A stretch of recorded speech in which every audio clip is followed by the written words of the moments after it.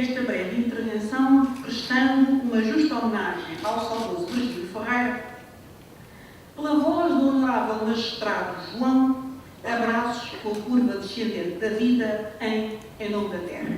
Dizia ele: estou agora num ar de repouso.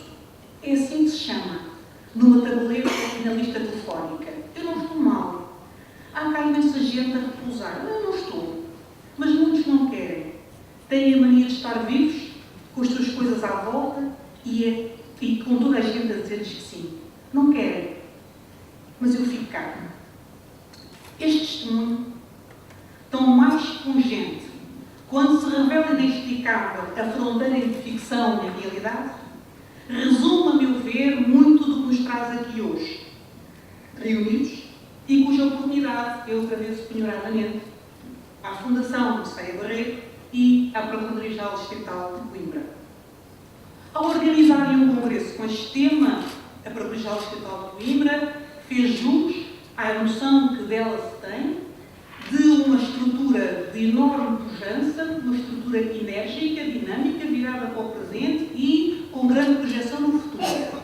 E a Fundação Moceia Barreto dá expressão ao cumprimento daquilo que nos seus estatutos lapidarmente se anuncia, que é cumprir o dever de solidariedade e de justiça social entre os indivíduos.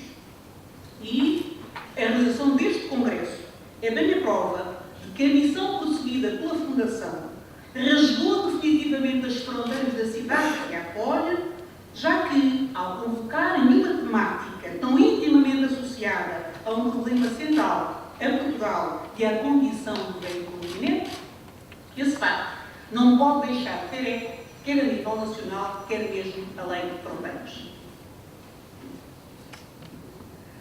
Os prismas sob os quais se abordaram nestes 2 dias, quer a realidade do envelhecimento, quer a condição do idoso, são de uma heterogeneidade admirável. Eu felicito-vos não só pelo programa, mas como também pela qualidade dos oradores. Envelhecer é viver, nada mais. Escreveu laconicamente Simone de Beauvoir. E eu acrescentaria viver, continuar a viver com dignidade. E é por isso, repito, e é por isso que o direito e a justiça têm aqui uma função autónoma e uma função irredutível na garantia dos direitos fundamentais, desde o respeito à intimidade da vida privada, passando pela honra e terminando na integridade física e na vida. Porque, infelizmente, em muitos destes casos, é mesmo da vida que se trata.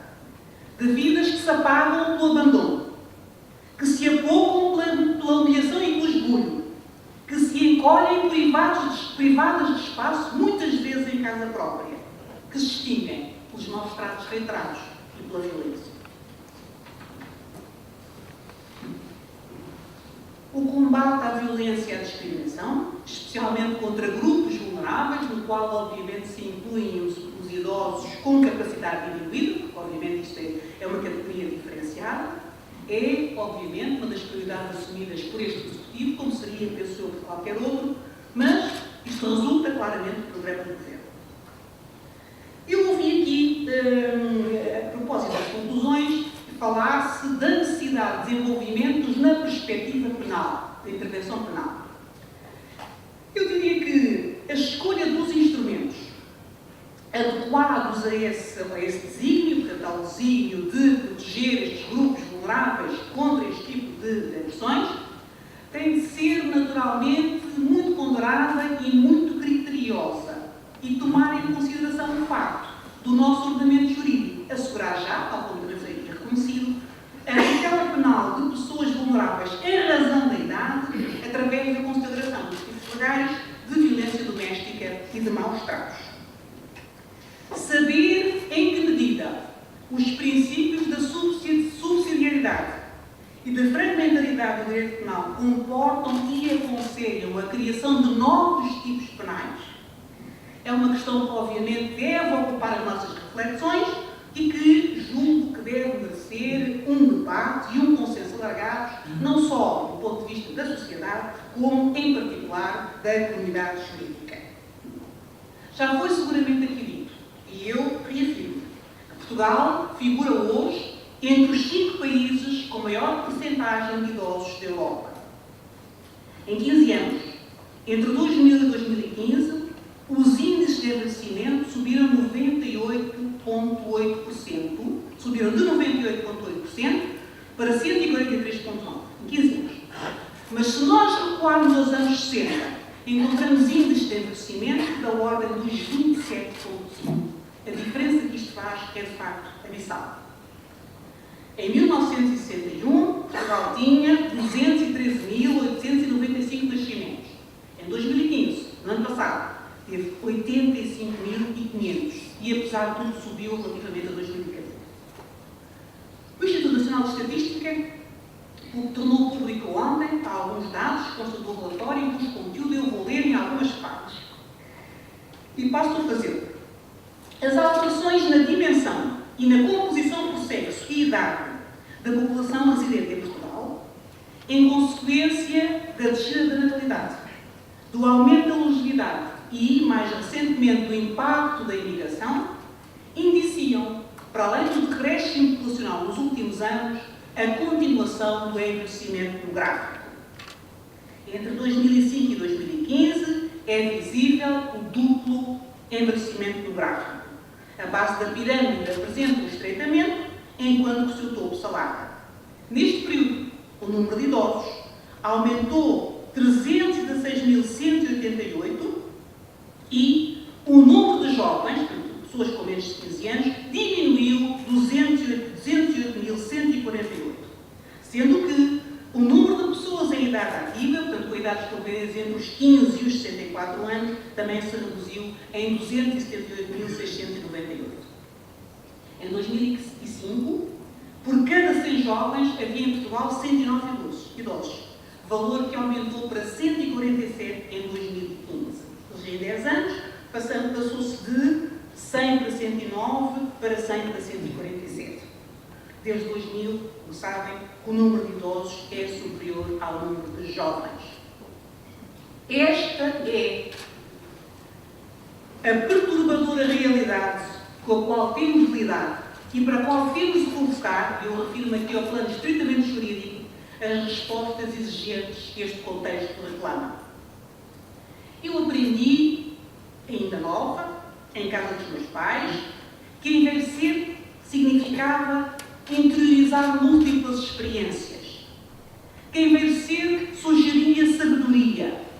Que envelhecer inspirava respeito. Que envelhecer convocava a admiração e a proximidade dos mais novos. Mas é claro que essa concepção entrou em ruptura ainda no século XX e ganhou focos de completo arcaísmo no século XXI. Não será o tempo para a discussão das causas. Seguramente já o fizeram e com maior propriedade do que eu aqui nesta sala ao longo deste congresso. Mas é importante reter que à quebra desse modelo se associou a distanciação relacional e a fragilização da condição física e psicológica dos idosos. Se falar em envelhecimento pode significar falar de vulnerabilidade e da necessidade de prover para a proteção, importa que falar em envelhecimento signifique também falar de capacidade, ainda que se trate de capacidade reduzida. Há muito que a doutrina nos tem alertado e a experiência traz a evidência que o regime jurídico aplicável às incapacidades de maiores, tal como instituído no Código Civil, se afigura limitado e limitador. Porquê? Porque confinado aos limites, aos parâmetros rígidos dos institutos da interdição e da inabilitação. O Ministério da Justiça está a reequacionar o quadro legal e tem em preparação uma iniciativa legislativa, que eu presumo tenham ouvido falar hoje aqui nesta sala, que cria um novo regime para a proteção dos cidadãos em situação de vulnerabilidade, no sentido de assegurar uma maior preservação da sua autonomia. O objetivo é tornar a legislação mais flexível, mais adaptável e mais abrangente no que toca à proteção dos adultos, passando a extensão e a própria qualidade das medidas a aplicar a depender das necessidades concretas de proteção, individualmente ponderadas, que se façam sentido naquele caso, e da aptidão que o cidadão tenha para se governar a si próprio e para gerir o seu património. Esta iniciativa segue, aliás, a orientação das mais recentes reformas, tidas como referência ao nível europeu, em regimes jurídicos mais restritivos da capacidade de exercício da natureza pessoal e que foram substituídos por outros mais flexíveis. Minhas senhoras e meus senhores, o Estado tem de assinar um pacto honroso com este segmento da população. Um segmento que vem crescendo a um ritmo intenso, sem que se tenha logrado pôr em prática políticas públicas que contrariassem esta tendência. E este é bastante mais do que um objetivo altruísta. Nós devemos concretizá-lo. E devemos concretizá-lo em prol de todos quantos partilham connosco esta condição que é inmutavelmente nossa e aquilo que melhor a caracteriza. A dignidade. A dignidade, na ausência da qual, retomando as palavras de Virgílio Ferreira, a vida se reconduz a mero capricho por parte de quem mais nada espera. Muito obrigada. E eu, antes de terminar, queria apenas agradecer a presença aqui de um grande amigo meu, o Diogo Dama Simões, que se fez homem e que está nesta sala a ouvir. Obrigada, Diogo, por aqui estar.